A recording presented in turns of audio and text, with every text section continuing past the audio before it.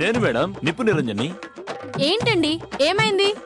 మీరీ టైంలో మళ్ళీ మీ ఇంటి దొంగ ఏమైనా వచ్చాడా? నో మేడం, మీ సెక్యూరిటీ కోసం నేనొస్తే మీరు నా సెక్యూరిటీ గురించి ఆలోచిస్తున్నారా? మీకు థ్యాంక్స్ చెప్పాలో ఆ రోజు జరిగిన దానికి సారీ చెప్పాలో తెలియని కన్ఫ్యూజన్ లో ఉన్నాను మేడం. ఇప్పుడు మీరెందుకు వచ్చారో తెలియక నేను కన్ఫ్యూజ్ అవుతున్నాను. చిరాకు పడకండి మేడం, సాయంత్రం స్పెషల్ డ్యూటీ ఉంటే వెళ్ళా, ఇప్పుడే డ్యూటీ అయిపోయింది. ఈ లోపు మీ దగ్గరికి ఎవరైనా టెర్రరిస్ట్ వచ్చారేమోనని. సార్ ఏ టెర్రరిస్టు రాలేదు సార్, రారు కూడా. ఇంత ప్రశాంతమైన వాతావరణం ఎక్కడ దొరుకుతుంది?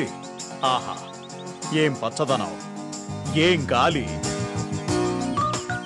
Good morning sir. ఏంటి సార్ ఇక్కడ కూర్చున్నారు? లోపల ఉక్కపోస్తుందా? కరెంట్ లేదా? అయినా చలికాలమేగా. ఆపుతావా? నేనేమన్నా ఒక్కబోస్తుందని చెప్పానా?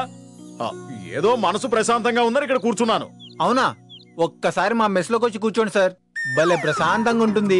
ఒరే, నాకు భలే ప్రశాంతత వద్దులేరా, మామూలు ప్రశాంతత చాలు. తిడతాడేమోరా. మరి ముద్దు పెట్టుకుంటాడా?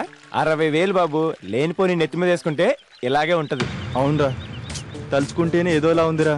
ఏదోలా అంటే కళ్ళు తిరుగుతున్నట్టు, కాళ్ళు వణుకుతున్నట్టు, గొంతు తడారిపోతున్నట్టు ఉందిరా. దాన్ని భయపడి చావడం అంటారు, ఏదోలా ఉండడం కాదు. ఉండు, ఇటు ఇవ్వు డిఎస్పీ, నేను చెయ్యాలి. ఏంటి వేసేది? చెయ్యేస్తాడంట, చెయ్యి. టీ డబ్బులు ఇవ్వకుండా ఏదో గిన్నెలు కడిగితే సరిపోయింది అనుకుంటావా? తిరుపతిలోనే కాదు, రాష్ట్రంలో ఉన్న అన్ని హోటల్లోనూ గిన్నెలు కడిగినా నా 60,000 ఇస్తాంలే డిఎస్పీ. కాస్త నెమ్మదిగా మాట్లాడు.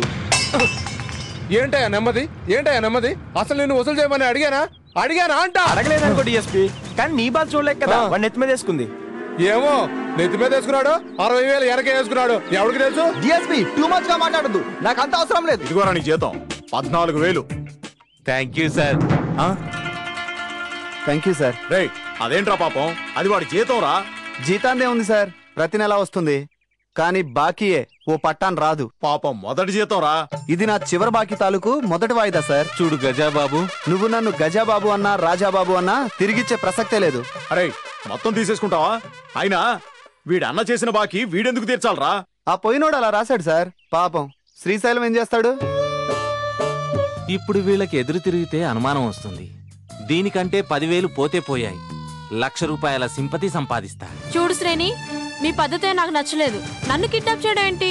ఏదో మంచి పిల్లలు అనుకున్నాను. మంచి పిల్లలం కాబట్టి కిడ్నాప్ చేసావు.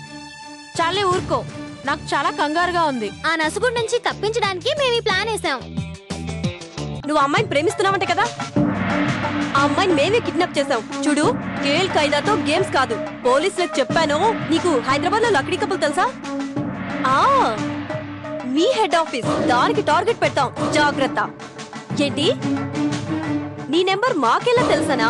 కిడ్నాప్ చేసిన ఆవిడ ఫోన్ బుక్ లో ఉంది. చాలా, మా డిమాండ్లేంటో తర్వాత చెప్తాం. ఏడ్చే మగాళ్ళంటే ఈ కేల్ ఖైదా వాళ్ళకి అసహ్యం. కేల్ ఖైదా వాళ్ళు ఏ మాత్రం పోలీసులకు తెలిసినా సరస్వతి దక్కదని చెప్పారు. పైగా నాకు కోడ్ కూడా చెప్పారు. ఏంటది? నేనే మాట్లాడేదని తెలుసుకోవడానికి 5+3 ఎంత అడుగుతారు? 8. ఇందులో ఏముంది తొక్క? అదే మరి, కేల్ ఖైదా వాళ్ళకి మనకి తేడా. 5+3 12 అని చెప్పాలి, అప్పుడే వాళ్ళు మనమే అనుకుంటారు. అబ్బో, చాలా పకడ్బందీగా ప్లాన్ చేస్తున్నారే. అయినా ఆడవాళ్ళు డీల్ చేయడం ఏంటి? ఆశ్చర్యంగా ఉందే. మగాళ్ళని మగాళ్ళే డీల్ చేస్తారు, ఆడవాళ్ళని ఆడవాళ్లే డీల్ చేస్తారు. అది కేల్ ఖైదా వాళ్ళ రూల్ అట. ఇప్పుడు అవన్నీ ఎందుకు గానీ ఏం చేయాలో చెప్పరా సార్? వాళ్ళు ఫోన్ చేసే వరకు మనం ఇలా వెయిట్ చేయడం తప్ప ఏం చేయలేం. ఏమైందంటే లేదు, డబ్బు అడిగాను, ఇస్తావా ఇవ్వవా? ఇచ్చినోడే మగాడు. ఏమైంది పరవశం? నీ మొహం రా, మీరు నా దగ్గర 10,000 నొక్కపోతే ఇప్పుడు ఎంత పరువు నిలిచేదిరా. ఛీ, ఏం లేదు బాబు, జీతం రాగానే 10,000 ఇస్తా అని ఓ పెద్ద మగాళ్ళ కోతలు కోసాడు. ఇప్పుడు నీళ్ళ వస్తున్నాడు. ఇప్పుడేంటి, నీకు డబ్బులు కావాలి అంతేగా? 1 minute. ఇదిగో పరవశం, లెక్క పెట్టుకో. ఓ నీ అబ్బా, అవి నావే కదరా. అయ్యో, ఇప్పుడు పరవశంతో ఇవి నావే అని చెప్తే నమ్మదు. ఒరే, నా ఉసురు కొట్టుకొని పోతారా మీరు? కరెక్ట్ గా ఉన్నాయి బాబు, కొంచెం కొంచెం వాయిదా పద్ధతిలో ఇస్తానే. బాలే దానివిలే పరవశం, నీకు నాకు లెక్కలేంటి?